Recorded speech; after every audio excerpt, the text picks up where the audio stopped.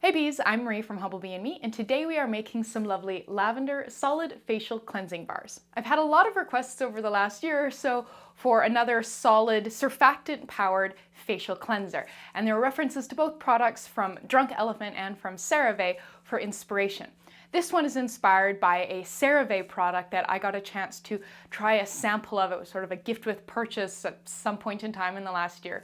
And I really liked their product. I found it to be very gentle and I loved the bar format, and so I thought, I would riff on that. The bulk of the bar is sodium Cocoyl isethionate, which is a gentle anionic surfactant, and I'm using it in a fine powdered format here rather than the flakes or kind of sticky noodly things that you can also buy. If yours is in a larger, chunkier format, you are going to want to break it down, so make sure you are wearing a very well-fitting dust mask before you sort of smash it up. Otherwise, just inhaling powdered surfactants is super unpleasant. Complementing our anionic surfactant, we have an amphoteric surfactant, Cocamidopropyl Betaine. The bar is thickened with a combination of stearic acid and cetearyl alcohol.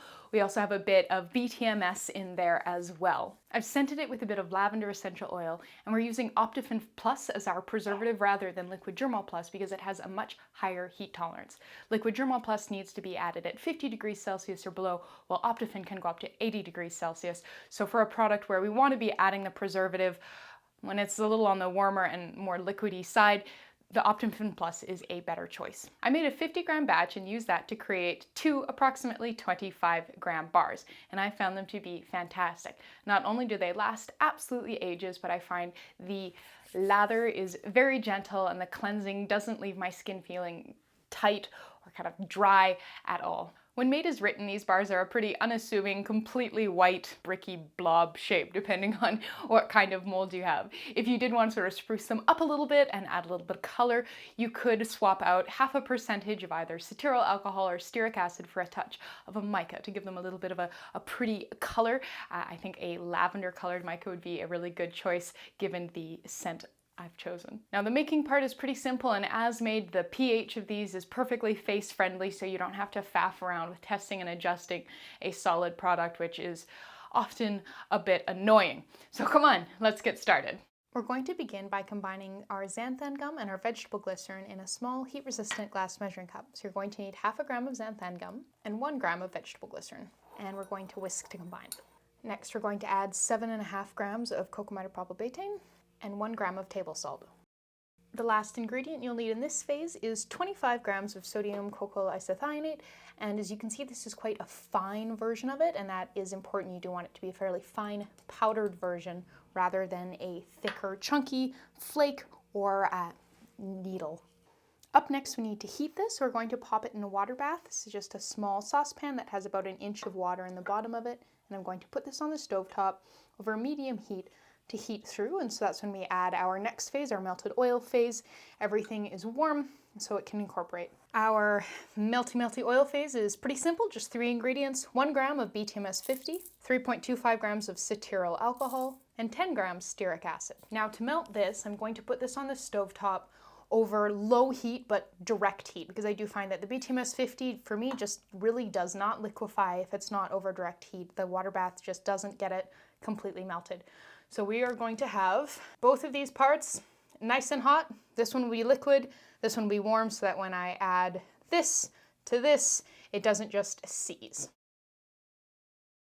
Now that we've got everything hot and melted, we need to add our melted oil ingredients to our warm mixture of surfactants.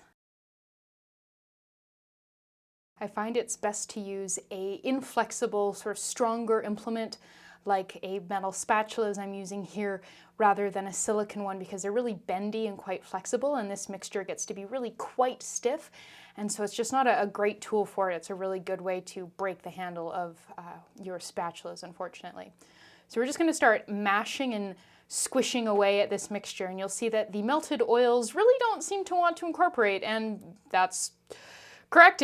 When it's hot, it's really not that cooperative, but as the mixture starts to cool, you'll find that it will incorporate nicely. So just kind of keep stirring and mashing and squishing, and you'll notice that the amount of liquid oil starts to diminish as they blend into the surfactant paste. Now that our paste is getting cooler, we can weigh out and incorporate our cool down phase ingredients. So here I've got a small scale and I have our preservative and our essential oil ready to weigh out. So we're using Optiphen Plus as our preservative, and we're using it because it has a higher heat tolerance than Liquid Germall Plus, and so you're going to need 1/2 gram of that. And for our fragrance, we are using 1/4 gram of lavender essential oil. Now we're going to add that to our paste and then stir and mash to incorporate that in as well. For our mold, I have a silicone mold here, and this is 1/2 of one of those sort of ice cube trays that makes a spherical ice cube, and so it makes little half dome shapes, little half spheres, and I find that they're a great shape and a great size for a facial cleansing bar.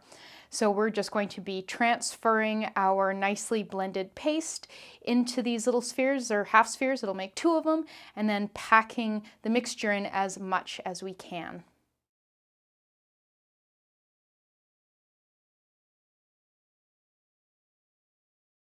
So up next, we're going to go pop this in the freezer for at least 1/2 hour to get everything nice and solid so we can unmold the bars easily.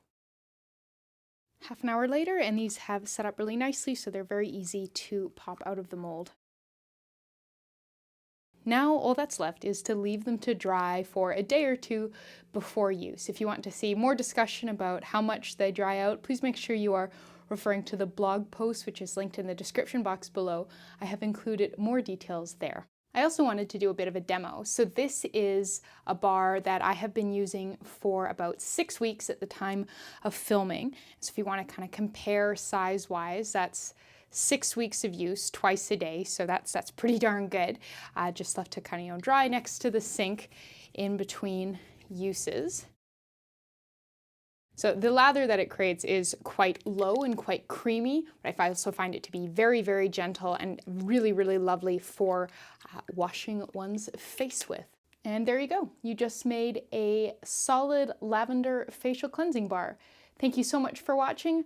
Please subscribe, and please remember to check the description box below for the link to the full blog post for this formulation, where you will find a lot more information about it, information on where to buy ingredients, substitutions, scaling, shelf life, pH, and a whole lot more.